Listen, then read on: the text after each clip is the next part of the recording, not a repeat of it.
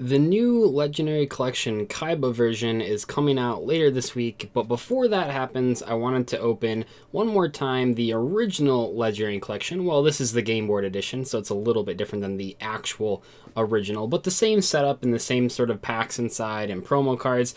And I wanted to look at this one for a couple reasons, but one of the biggest reasons is that I wanted to let you guys know that I don't know if I'd call it a scam, but there's basically this thing going around where some stores are selling repackaged, quote-unquote, vintage Yu-Gi-Oh! Packs for like $8. So technically they come with one pack and then some rares and like a holo or something, but they're selling them for like $8, which is crazy. And every single one of those that I've seen so far is actually just a repackaged pack from this game board set, which is not actually a vintage pack. They're reprint sets. So really, do not buy those. Like, absolutely do not buy those. Some people have sent them to, like, pictures of them to me, not only my friends, but also subscribers, saying, like, why don't you open these on the channel? Not that we're a pack opening channel. But yeah, they're not actually vintage packs. They're just what comes in here. So for a much better value, you can just buy this, which is like $30, and you get 6 packs in it. So their packs only like $5 each or whatever. That's way better than buying them for $8 a piece. That's actually ridiculous. So we're gonna open this, and then at the very end, and this is kind of new, but at the locals that I just won a couple days ago at the tag dueling thing, I got some store credit. They don't have a lot of Yu-Gi-Oh packs, so I actually bought 2 Pokemon packs. Now I know none of you play the Pokemon TCG probably, and these packs are actually pretty old.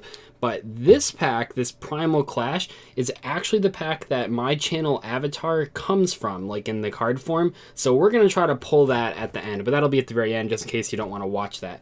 Anyway, though, let's crack into this. And I've opened one of these. Let me get this stupid wrapping off. I've opened one of these on the channel before. Jeez. I hate this Konami wrapping. So I've opened one of these on the channel before. It went pretty well.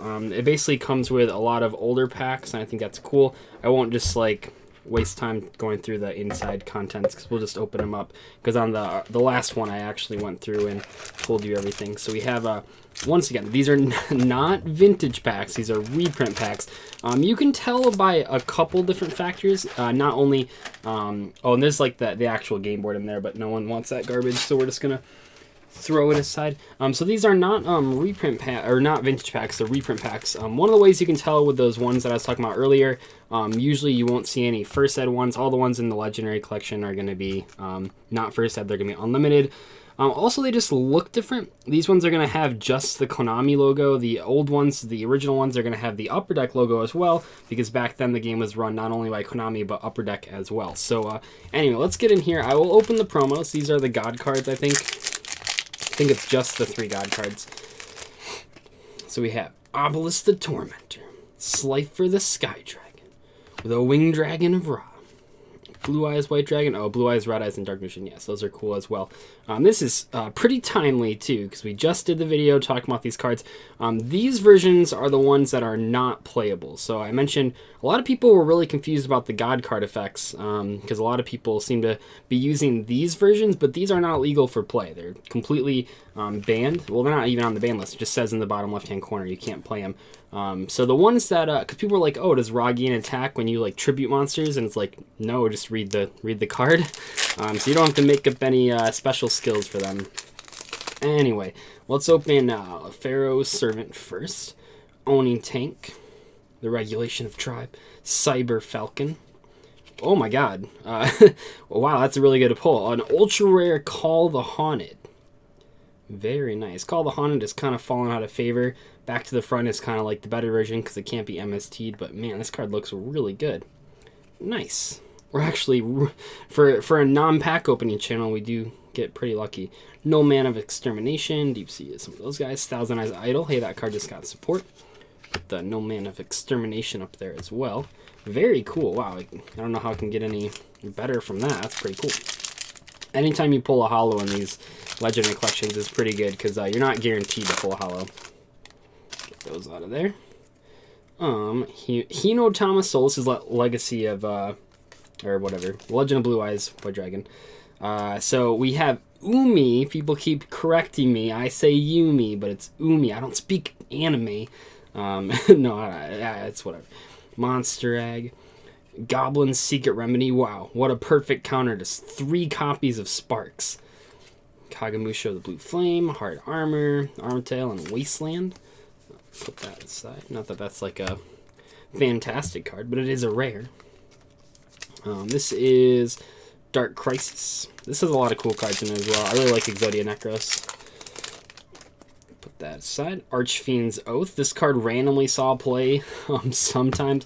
When Gishki Diviner was out and also Deep Sea Diva, you could play a deck using those cards and Archfiend's Oath and Convulsion of Nature. You could get a whole bunch of card advantage. It actually topped a regional, believe it or not. So that card, Dark Scorpion guy, non-spellcasting arrow, contract with the Dark Master.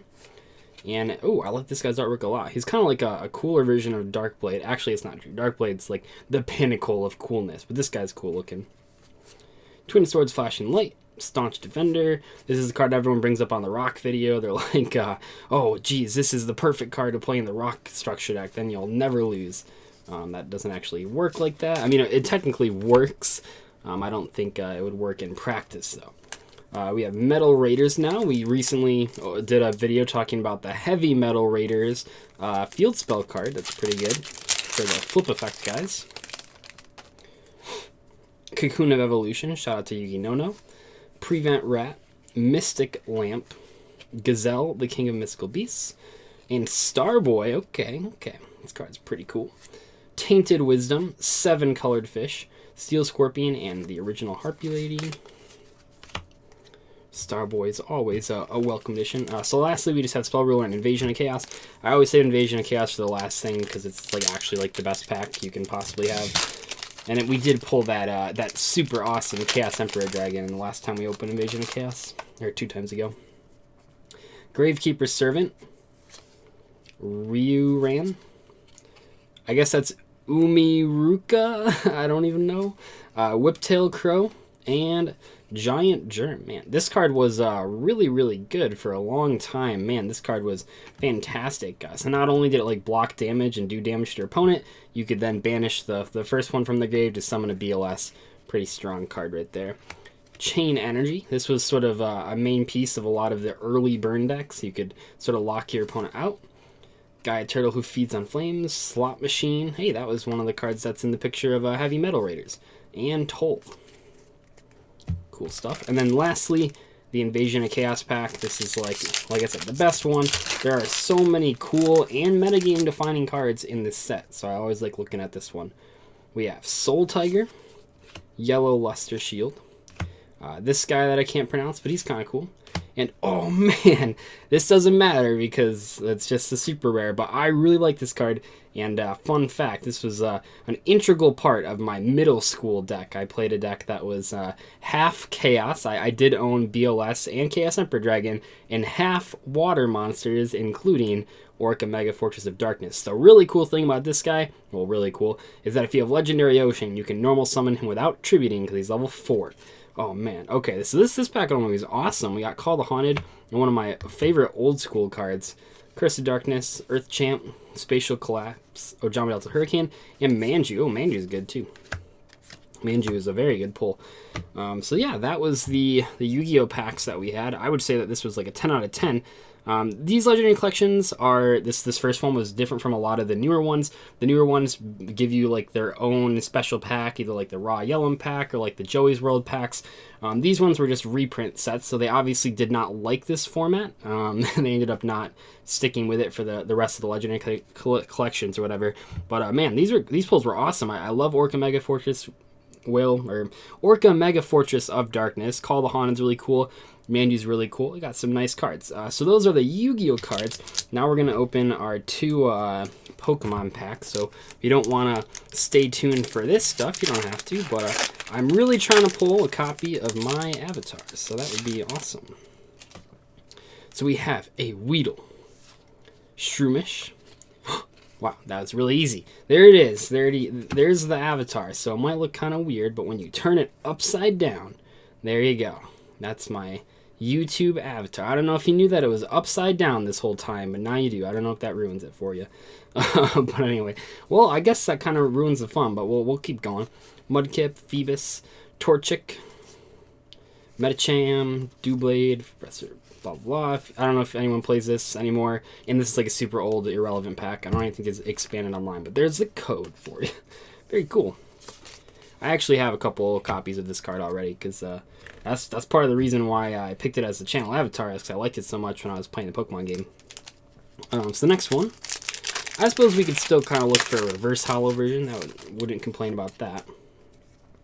Slugma, Bunnelby, Lowtoad, Bidoof, got a Rhyperior, Nidoqueen, Marshtop, Electrike, and Weakness Policy. And then there's that code, although once again, I don't think anyone plays...